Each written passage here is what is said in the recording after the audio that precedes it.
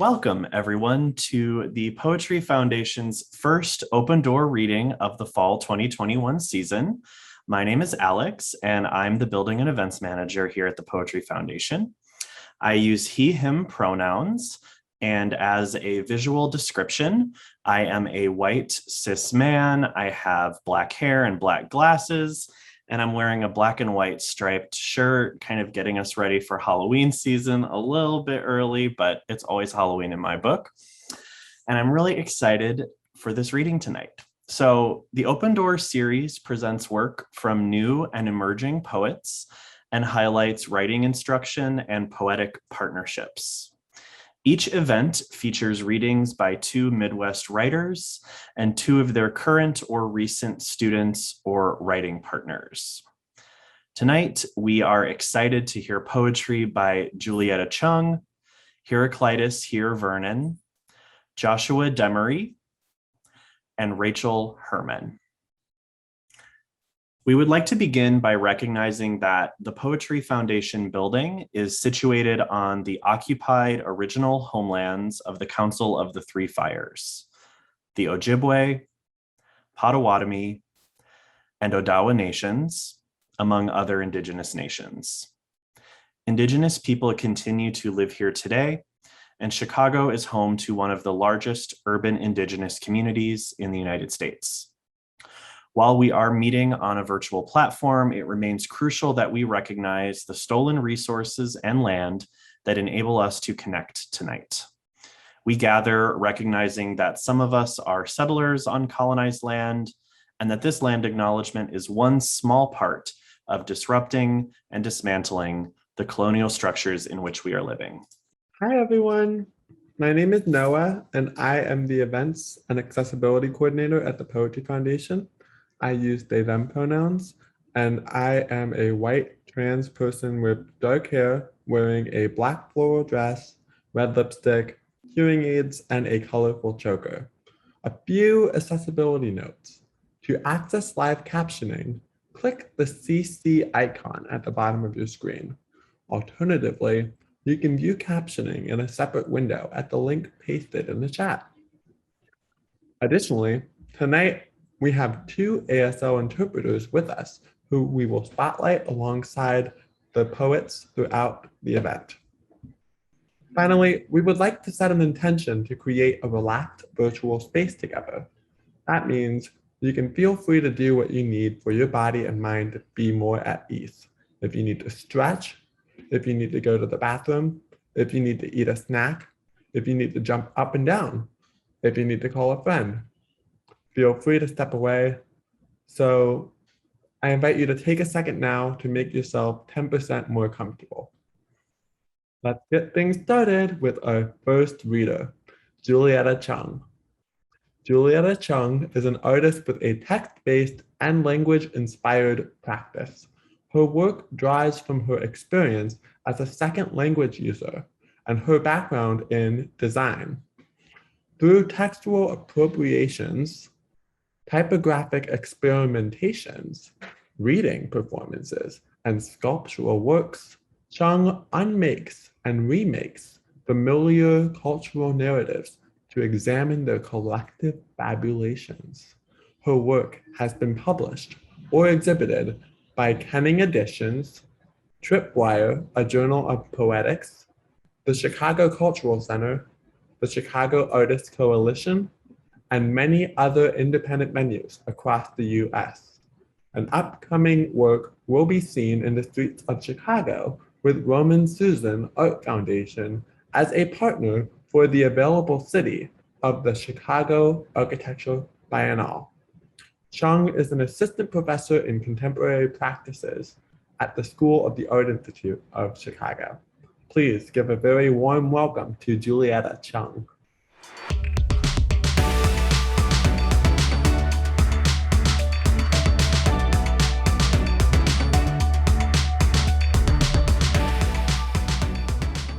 Hello, thank you. So I'll restate my name. So my name is Julietta Cheung. I use she, her, and they, them pronouns. I am an East Asian cis woman I have dark brown hair that's tied up in a bun. I'm wearing thick-rimmed reading glasses and a dark green top.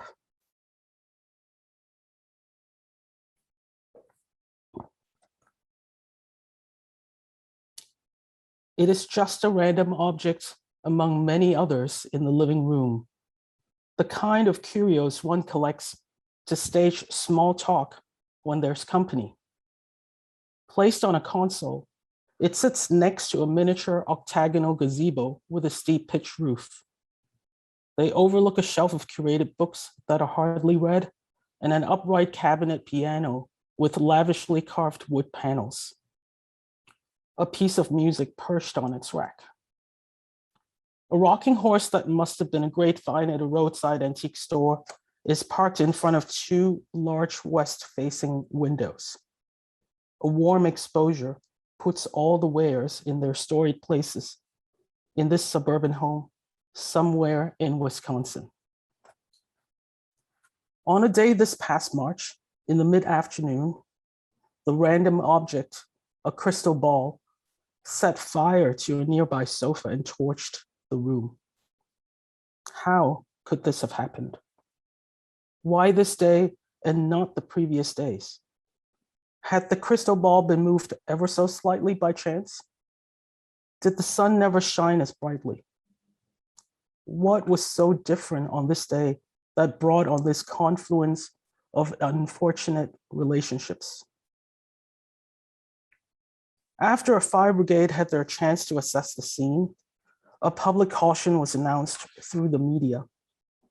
It is said that potential objects, like a random crystal ball, could spark a catastrophe.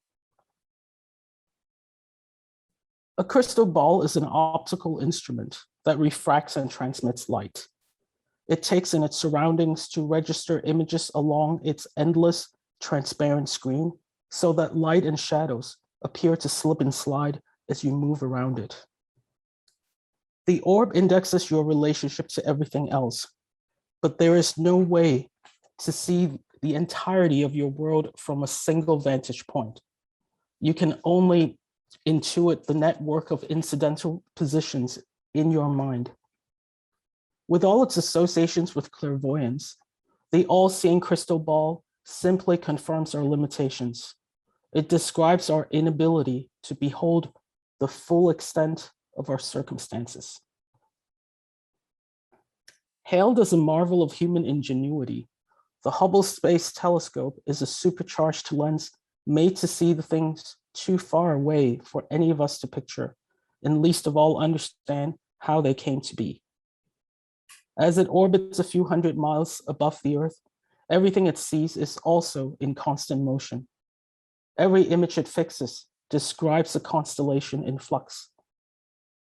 Out in space, the Hubble mediates our earthbound experience with our imagination of the great cosmic unknown. The Hubble's first images were light and shadows waiting to be made out. That was unexpected. But their interpretation was clear. It was human error. Its multi-million-dollar mirror, a key optical device used to produce the level of deep space clarity never before achieved, should have been ever so carefully polished to be precise. But the math was off, and no one had bothered to check the optics before the telescope was launched into space. Perhaps hubris was to blame, or, as news reports recounted, the overwhelming pressure to save money on an over-budgeted project explains why the mirror's defects went unnoticed. No matter, the Hubble saw poorly. Its mirror had to be fixed. Picture the endless calculations that needed to be done to map the error and then correct the problem. How the scientists, the engineers, and the manufacturers had to be coordinated, and what technical hurdles the astronauts had to clear to repair it in outer space. Eventually, an ingenious solution was at hand. The Hubble's optical defects were corrected by adding equally distorted optical components to its faulty mirror. The surprising alignment of two distortions in the telescope, registering two wrongs to make a right, made the Hubble see clearly at last. And it has seen so many curious things. MU69 is a curious space object the Hubble saw in the Kuiper Belt out in the far reaches of our solar system. Until a recent spacecraft captured it up close, the Hubble, even with all its revised precision, could only make out an approximation. MU69 was too infinitely remote to come into focus. Like the soothsayers who saw light and shadows drifting on the skin of a crystal ball, the Hubble saw a blob that resembled the infinity symbol, or the number 8. At the time, astronomers theorized that this Kuiper Belt object was a sphere tethered to a cluster of smaller spheres. That was a plausible conjecture. But what the Hubble saw so clearly was obscurity itself, the vastness between the mirror and the object in its view. Of Anglo-Norman and French origins, the English term obscurity describes darkness, the state in which we cannot make out what is in our view. It is a synonym for the nondescript, the unexplained, the strange, and the anonymous. But just as obscurity invites anxiety, its mysteriousness also compels attention. Until all the bits and pieces cohere, until all the loose clues become it, and it comes into focus. Until, in a rare conjunction of heavenly conditions and earthly placements, sunlight burns a hole through a crystal ball to scorch the pretty stage someone calls the living room, and we can chalk it up to a freak accident caused by unforeseen circumstances. It is an object you bought on a whim. It is a conversation piece about a cautionary tale. It is a multi-million-dollar device that's supposed to be flawless. It is a wrong that makes a right. It is MU69, one of many objects drifting in the Kuiper Belt, that ring of icy junk splintered and sputtered by the birth of the solar system an infinity ago. Clued by the distant images captured through the Hubble, a more recent NASA spacecraft, New Horizons, went on a deep space mission to see MU69 and other potential objects like it up close. In its view, MU69 appears to be two somewhat flattened spheres, two disk-like space debris attached to each other. It is now believed that two separate objects in the belt drew closer over a long time in the dense, cold space and eventually merged into one. A unique ornament in the vast heap of objects drifting along the belt. MU69 is a new index to an awesome mystery. It connects the unknown to the known. NASA's website and news reporting describe MU69 as a flattened snowman. It is now infinitely more relatable. It can be replicated in my Chicago backyard on a snowy morning. It is Jack Frost from your childhood. It is critical art in the stories of Calvin and Hobbes. It is our nature to want to see things in focus, to connect bits and pieces, to find a pattern, to call out the name things in a well-used catalog. We see one it and another similar one, and eventually we'll call them that. That is a fire hazard unless it is placed in perpetual shadow. That is a multi-million-dollar human mistake fit for a joke on evening talk shows. That is an approximation of the familiar when it is too unfamiliar to be described.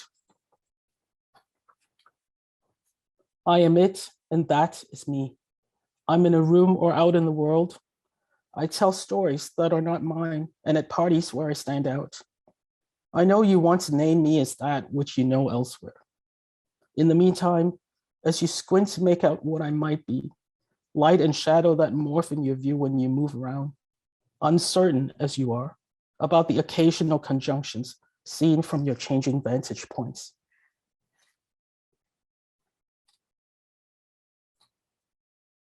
Thank you. And I'd like to say quickly something about Joshua Demaree, whom I invited to share the reading with us tonight. And Joshua and I have known each other since 2011.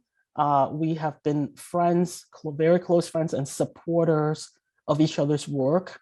And I'm excited to share this space with him as well as the other readers. Thank you.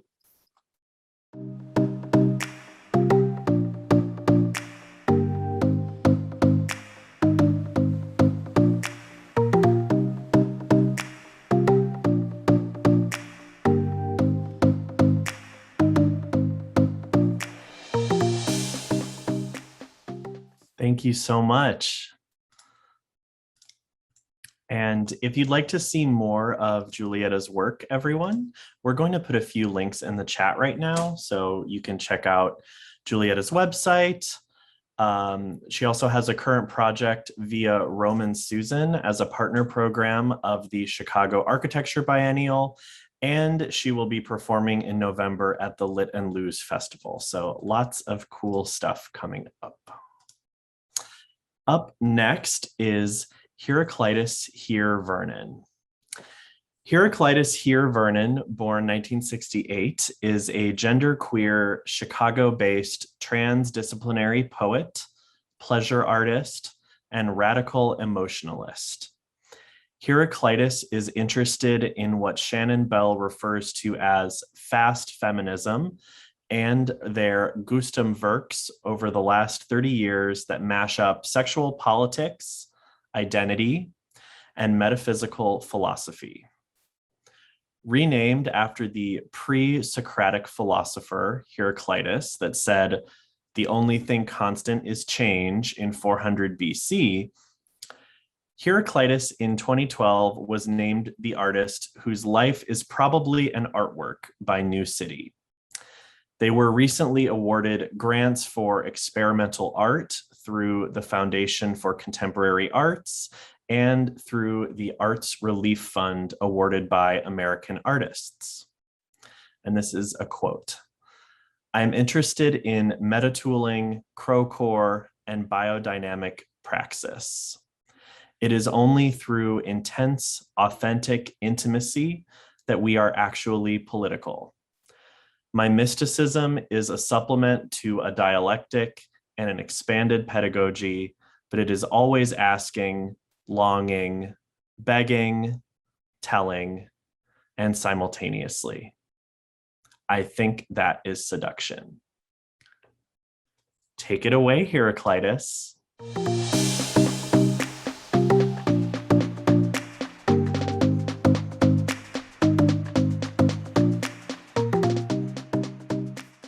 Thank you so much. It is an honor to be here and to share this space and to create a space created by Julietta's profound words. And my name is Hereaclitus Vernon, and I am in my living room, and there are a great deal of purple lights behind me and a painting and a green couch. I am a white, non-binary, transgender individual wearing glasses that are rimmed with rhinestones, which are refracting the light. And above my forehead are a couple inches of rhinestones. And I have a lot of different Black makeup lines that are accentuating my features around my eyes, my symbolic mustache and goatee, and on my jawline and cheekbones. I'm thrilled to be on this panel and on Potawatomi territory, and I'm going to read a piece called Wish List. Wish List. 1. A brief history of painting tells us we can make our own damn art. 2. We can develop freedom from doing what comes naturally. 3. We change rhetoric. 4. Practice in theory. 5. I have trouble with these principles. 6. With the series bundle and the logic of scientific discovery. 7. Between past and future. 8. Life of the mind. 9. It's the human condition. 10. The madness of civilization. 11. The history of insanity is my age of reason. 12. Yet the birth of a person is not through a prison. 13. I have never wanted to discipline and punish in the order of the sciences. 14. Or the archaeology of things human. 15. No, my history of sexuality. 16. Is of a use of pleasure with 2 aesthetics. 17. With 2 methods to epistemology. 18. This is what works the memoirs of the blind and the self-portrait of ruins. 19. A crossing of the visible to a cultural memory. 20. At the present, this is what is held in our grasp. 21. The aspects of the theory of syntax and the sound patterns of English. 22. New horizons in the study of language and mind. 23. This is our minimalist program. 24. Our current study in linguistics. 25. Where the problem of language. 26. Is the current knowledge thought. 27. Where art. 28. Science. 29. Is a natural processing of introduction. 30. We are learning about language. 31. How to speak to each other. 32. When everything has been said and everything that has been said slipped out unconsciously. 33. But things we never wanted to say are said somehow. 34. This is the prologue to a new language processing. 35. We have a response ability. 36. To reflect on that volume. 37. Where mathematics comes from and how the mind brings mathematics into being. 38. Where I had never seen green eyes before. 39. To the construction of a social reality. 40. To a mime of language. 41. Of the last day of the real society of hard sciences. 42. Hard bodies. 43. Soft arts. 44. Even softer beds. 45. Where consciousness and language meet. 46. Where we meet in a basement. 47. And a lupo commendium. 48 is an atlas archive. 49, where the species of spaces and other pieces collided and we looked deep into each other's eyes. 50, where there was revolution in our everyday life. 51, this is essential that we understand what Joseph Beuys gave us. 52, a cultural origin of the human condition. 53, a simple heuristic that makes us smarter and the steps it takes to an ecology of mind. 54, we must use anthropology. 55, your wishes. 56, mind. 57, we must use size psychiatry to evolve. 58, we must create an epistemology together. 59, not apart. 60, this is the crucial conversation. 61, These are the tools for taking when the stakes are high for argument. 62. This is critical decision making. 63. People making decisions. 64. How we source power. 65. This is not just my contemporary perspective on rhetoric. 66. This is not a simple argument. 67. This is the use of argument. 66. An introduction to reasoning. 69.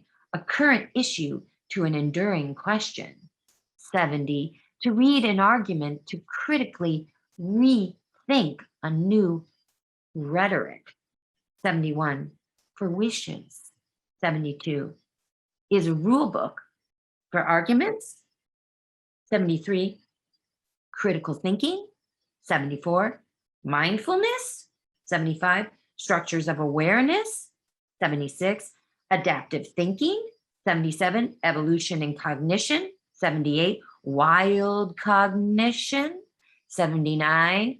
Slow flows. 80. Creativity and invention. 81. A psychology of discovery. 82. The flow of optimal experience. 83. Folding back flow. 84. Understanding creativity. 85. Interplay.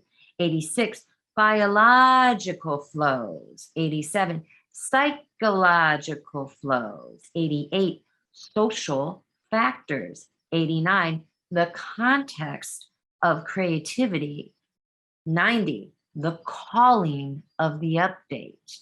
91. The social psychology of creativity. 92. A defense of science. 93. Within reason but between cynicism. And 94. Within reason but between scientism and cynicism. And 95. Inviting inquiry. 96. Reconstruction epistemology. And 97. Thought forms. 98. Finding the architectonic. And 99. Using nature and language in conversation. 100. Building handbooks of creativity. 101. Creating mental spaces. 102. Naturals. 103. Aspects of meaning construction. And 104. Conceptual blending. 105. Hitting complexities. 106. Ways to think. And 107. More than cool reason. 108. Guides to poetic metaphor. 109.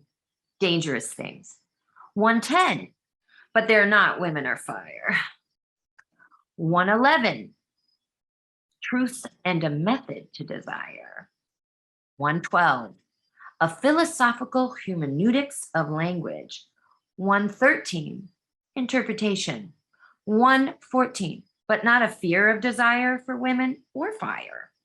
115. A discourse on the surplus of meaning. 116. Interpretation theories.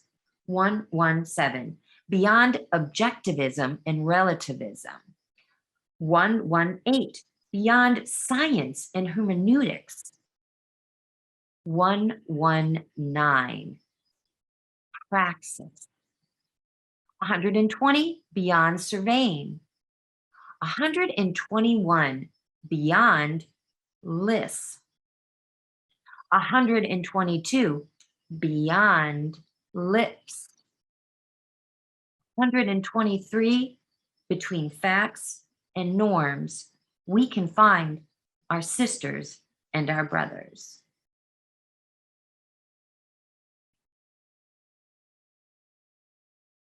Thank you. And I would also like to say that who I invited was my friend Rachel Herman, who will read last. And Rachel actually was a friend of a friend who was getting Reiki from me when I had a private practice doing energy work.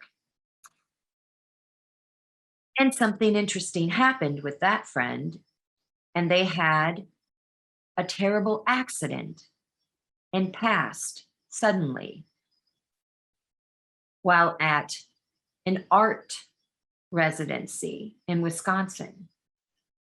What was even more interesting is she started communicating to me from the spirit world. This friend, our mutual friend. That's when I became a medium. And Rachel was then my client for a few years until she decided to become a Reiki master herself. So a very deep poetics between us.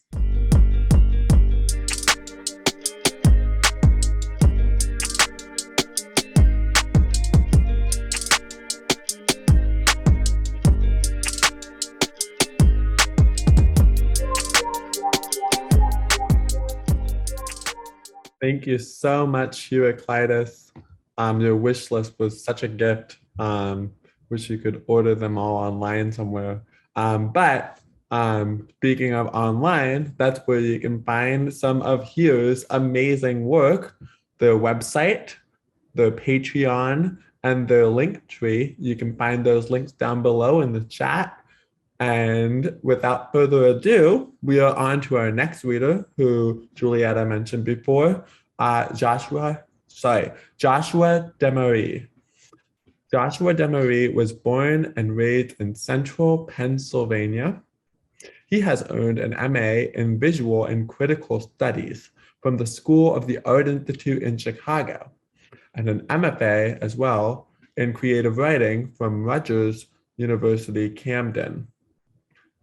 He is the co-founder of Blue Stoop, which is a nonprofit dedicated to nurturing an inclusive literary community in Philadelphia, Pennsylvania, by creating pathways to access writing education, inspiration, and professional support.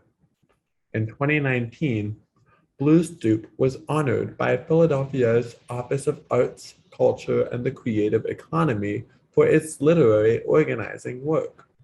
Currently, he is the director of the 215 Festival, Philadelphia's literary arts festival that was founded in 2001.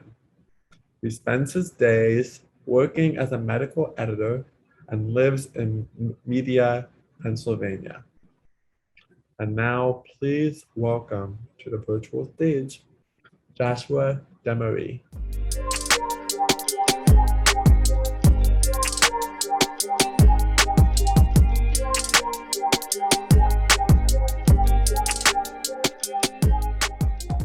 Hi, hello everyone. Special thanks to Noah and Alex and Akila and everybody at the Poetry Foundation for having us all here. Special thanks to Mona and Moxie, the ASL interpreters, and of course to all of the fellow readers, Julietta, a dear friend, Hereaclitus, which you couldn't see me, my camera was off, but I was snapping my fingers, very into that. And Rachel, who you will hear last. And so before I start reading, I just want to take a moment to acknowledge that I am reading from Media, Pennsylvania, and that I'm on the occupied homeland of the Lenape. And so without further ado, I'll get into it.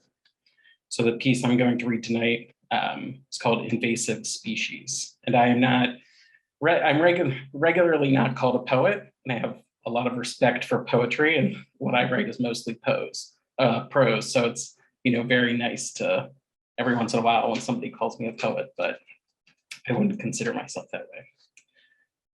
All right, so this piece is called Invasive Species.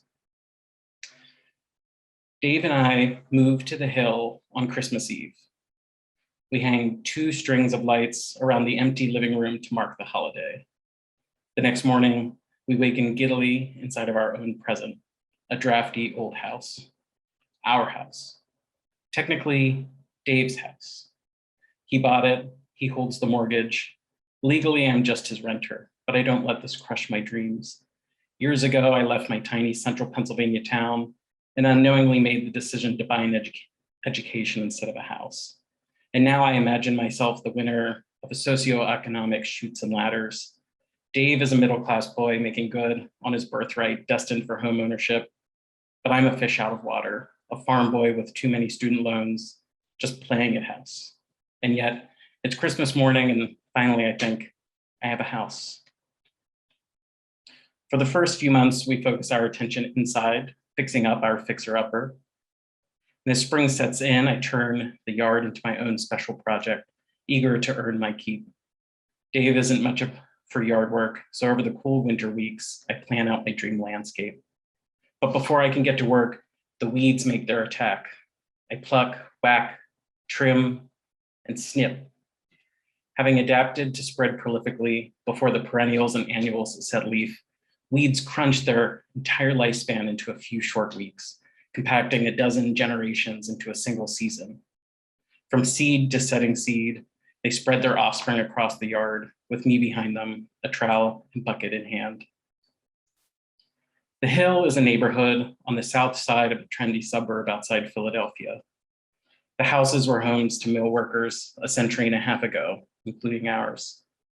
They are small and narrowly set, with only 2 or 3 feet between each. The 2-story structures dot alongside a single street as it meanders up the neighborhoods of Pennimus Hill, each with a postage stamp front yard containing a well-kept garden. Dave and I call them the doll houses. Our own house, once itself a doll house, sits at the foot of the hill and is larger than the rest, thanks to an extension put on sometime early last century. We also have a sizable lot of land. Our wilderness of a yard was likely once home to 4 or 5 doll houses, now lost to history. Below our house, next to a stream, lays a large floodplain that has been turned into an unkempt municipal park. The park, a dream and my worst nightmare. Good for property values, our realtor said. I tell Dave that it is the source of the weeds. The township comes once a week to mow a central swath of grass, but otherwise it is ignored. I keep a spreadsheet to document everything I find crawling from the park into our own backyard: English ivy, Japanese honeysuckle, stilt grass, porcelain berry, mile a minute, garlic mustard. Not just weeds, but invasive weeds, non-native plants so adaptable as to steamroll native plants essential to the existing ecosystem.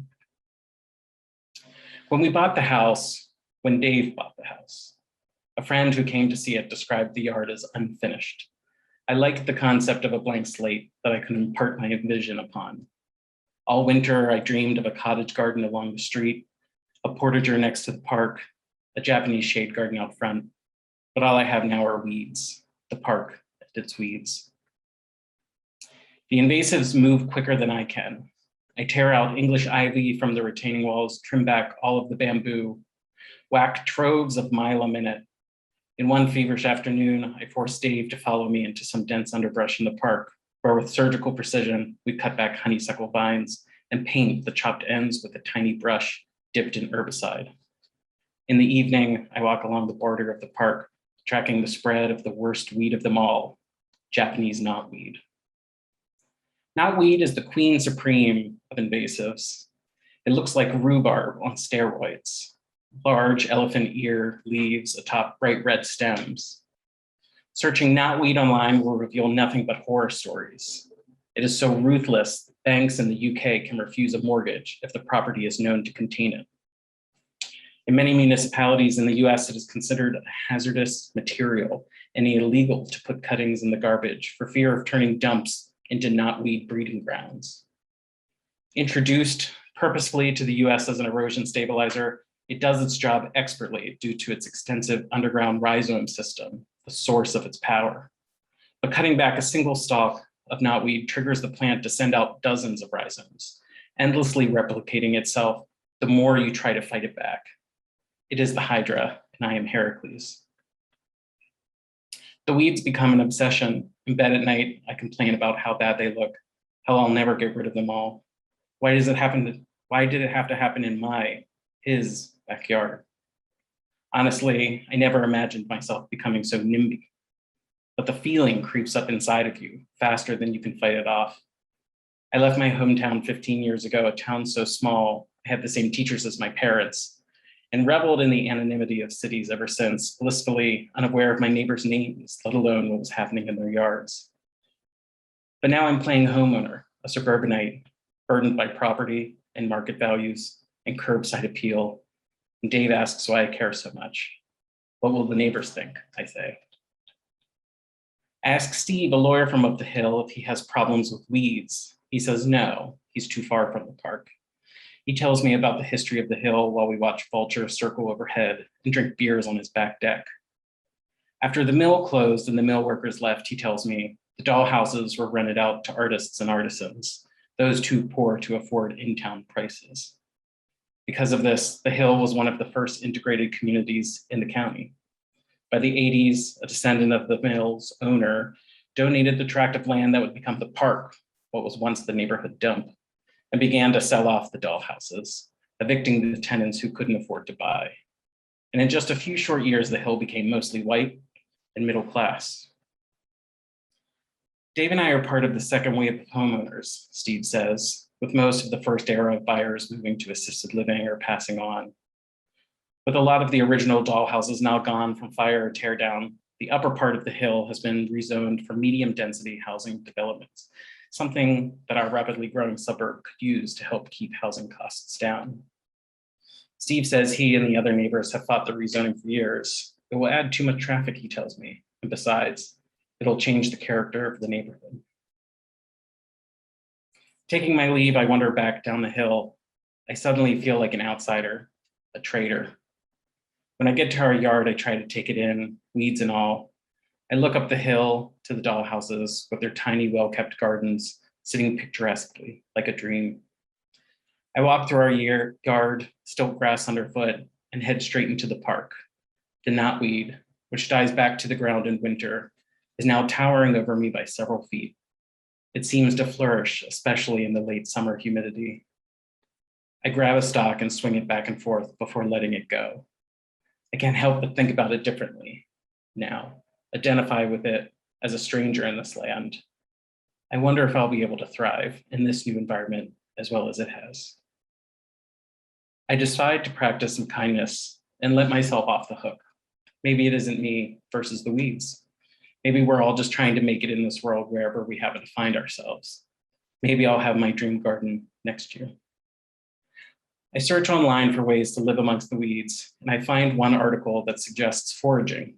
It turns out the stalks of knotweed are edible. It said they taste like rain. Thank you so much. And I will say, just to follow up, another special thank you to Julietta for inviting me here, who has been a dear friend and a dear supporter over the years. And it's really means a lot for us to be able to read together. And so thanks to everyone for making this possible. And of course, thanks to everybody who came to listen.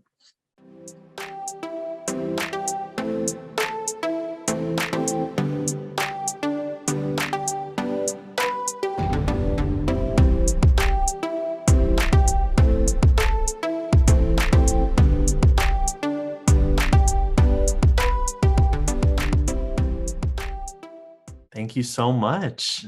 That was so wonderful to listen to. And if you would like to see more of Joshua's work, you can find him on Instagram, and we will put that handle in the chat right now.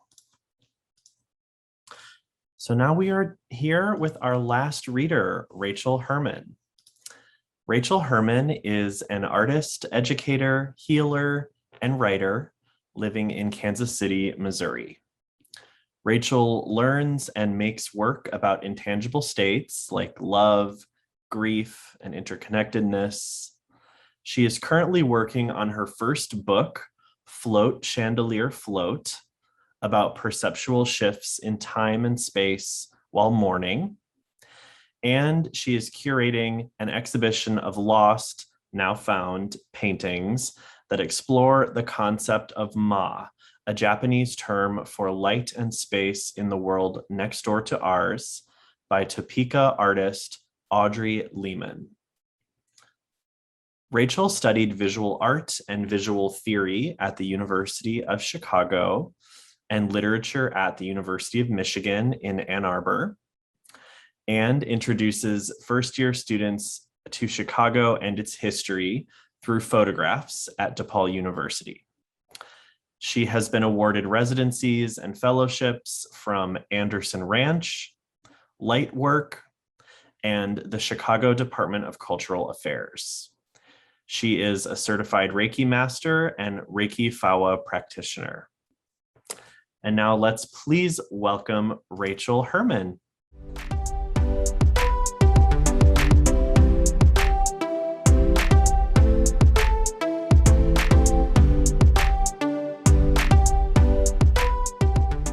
Hi, everyone.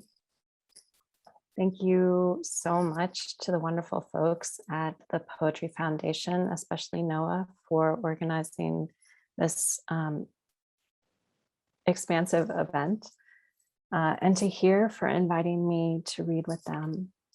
I am humbled and honored. I'm also just really wanting to acknowledge so many friends and family that I feel in the ether out there. And so many of you have made this writing possible. I also wanted to thank Mona and Moxie for interpreting for us.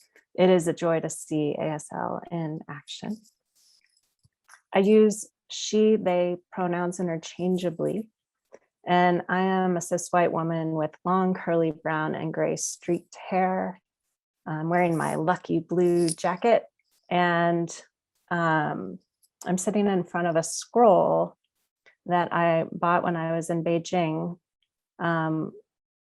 living with my aunt and uncle when they were in Hong Kong. And I know that at least my uncle is out there. So hello.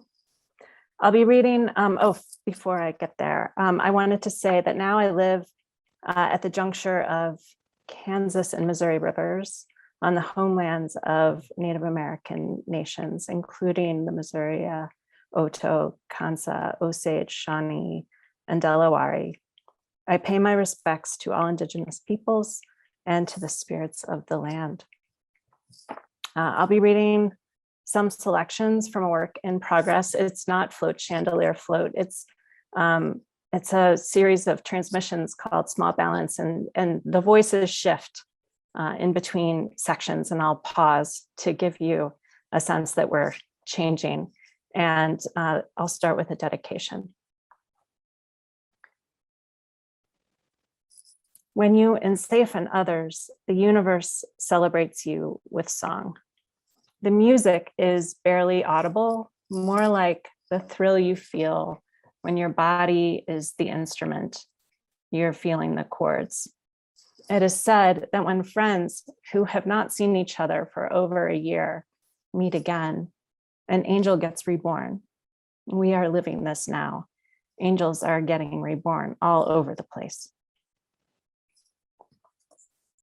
She's going in and out, asking for confirmation. It was as if it was okay to talk to the stranger dropping in like, who dis? You have ears like wings. Well, I am pretty angelic, accepting she is my safe space. White starburst, when I met her, is when my life began. I don't have very many rules because I don't need them, because I'm so good. It's becoming less comfortable in my body, less room for me in here, so I drift in and out. I'm spending time in another world more often now. It's lovely there. I can still see, I can still hear, but muffled. Jumping and missing sometimes. It feels like I'm letting her down. She's always with me, the barnacle on my ship, my monkey. I will always be her puppy, puppy-like. As we get to the end, tell her to be with me and be relaxed. Create happy moments My life wouldn't have happened without her. I was teaching my shapeshifter doppelganger purgatory class again, a class I have actually taught and would love to teach again. And this time we played a game where everyone had to transform a miniature black stallion into a white unicorn. The students kept smashing him on the table, hurling him against the wall, lopping his head off in the ceiling fan. But I was like, come on, keep trying. I knew every dog in the neighborhood by name, and I'd make my rounds every Saturday morning to talk to them in a language I then forgot until Daphne. This forgetting created a distance I'd been trying to bridge without being able to name it. Now, almost 15 inseparable years later, I'm taking care of her as if she were a person in hospice, afforded human rights and dignity. She sleeps unmoving in the deep soup, heavy like the carbon of stars, testing out what it might be like to float without pain or time. 1 week left on this earth. I sit in the grass with the sun on my face, close my eyes, and listen to the neighborhood while she zigs and zags in the yard. Birds by ear, I hear the cardinal greet us in the nearest tree low to the ground. The mourning doves announce themselves. The small downy woodpecker tat, tat, tats. The crows wing in to see how we are doing today, chattering to each other about details I am too large to notice.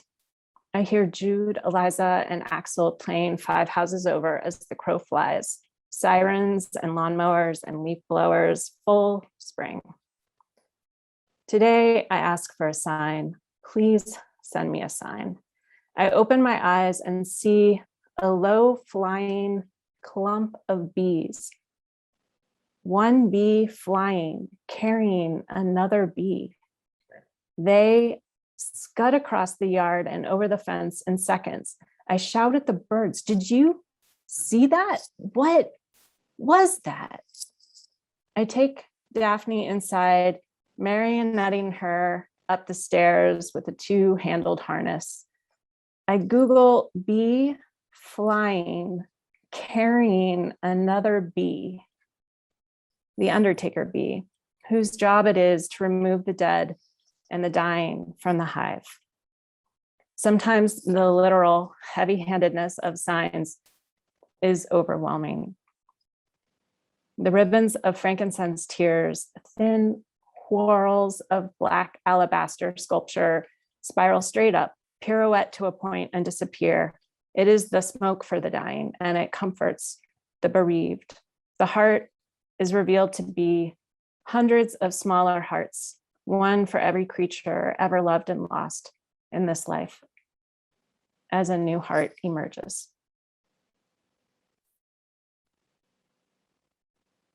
When I moved back to Kansas City last summer, we were still peak COVID, but more places were starting to open. I found a vintage store about a mile down the road. Teak hutches, swivel chairs, fiestaware. On the walls were these oil paintings that seemed part of a much larger universe connected to our world, but perhaps inside it, like insets from desert transcendentalist scapes. The owner only knew that he'd bought them at auction in Topeka, and the signature, A. Lehman. I asked him to hold them all for me, please. I found evidence of Audrey online quickly, beautifully rendered watercolors, mastery of lush palette, interiors, and water studies. They were different from the paintings down the street and very of this world. I knew I needed to find her to talk about why she made these other paintings. The paintings felt immediately recognizable as part of a growing wave of newly rediscovered women mystic artists. As soon as I found out Audrey painted these over 40 years ago without knowing Hilma af Klint, Annie Besant, or Agnes Pelton. She had been working disconnected from any larger conversation about transmissions beyond the visible. I spoke with a discreet and protective young woman at the Topeka Art Guild. She said she'd try to get a message to her, but she couldn't promise anything. She had heard Audrey had fallen ill. But my phone rang a few weeks later, and it was Audrey. I rushed to explain that I was an artist, that I'd been researching artist healers, that I'd seen her paintings. I was the unknown future viewer she'd been telegraphing all along. Audrey is 82 and in assisted living after being hospitalized the day the world went into lockdown. Her illness is unrelated to COVID, but the pandemic has isolated her more than most. We talk and email often. I'm organizing a show of her work, and I went to meet her as soon as we were both vaccinated and her facility started allowing visitors. Audrey gave each painting a 5-letter name as if they were, in fact, portraits, each one evoking a powerful feminine force. Mora was first, a low-key vaulted peak. Vaunt, Elora, Percy, Aroba, and Pleiad. The forms respond to an unfamiliar gravity. Haven is as if walking behind a figure with commanding carriage, obscured by a creamy white hood parting the mountains on either side. Audrey thinks of them as gifts, transmissions from another dimension, the one right here, but invisible to us. She used the word ma the first time we spoke, a Japanese way of describing the space and time between things. The kanji is derived from 2 characters, a portal with sun streaming through it. She says the last watercolor she made before giving into the urgent, with a capital U, impulse to make sketches of this other world was of light streaming in through an open door. This reading series is called Open Door. She explained once the first time she recognized a portal as a portal. She was sitting in traffic, training her eyes on the particular way light traced a school bus door, one that folded to keep out the cold. I began to realize every time she explained the epiphanic moment where her work changed, she was describing a different moment, a string of discoveries, both everyday and miraculous. Following the insistence of the light itself, a consciousness, an entity, she began painting these depictions of another world, one as real as the room you're sitting in.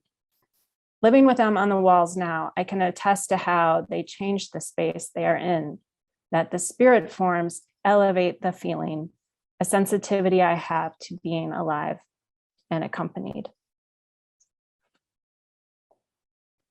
And I'll close with this one. I must begin again each moment, a better becoming, where all I have to do is concentrate on being. This time I was a flower on a hillside. All I had to do, had no choice but to do, was to arc over the slant, fuse with dawn, and push pulse to blossom. Unfurling was pure joy, but it felt different than human joy. It was a thorough absorption in existence every moment, which is like the evanescence of human joy, except that is all there was. Energy moved up through the dense packed darkness. I became gold-flecked nectar for vibrations, their bumps more voluptuous than the wind. Even slowly going back into the earth was suffused with this full presence in the moment. I was becoming earth and then becoming food for the earth. Fading into darkness felt a huge joy and comfort. Even nothingness felt full.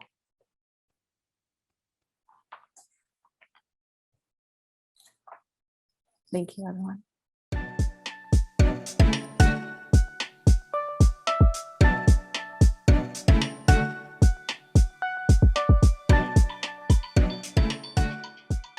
Thank you so much, Rachel.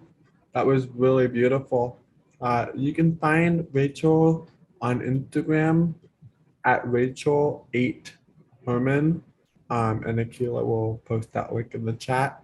And I just want to say a big thank you now to all of tonight's readers.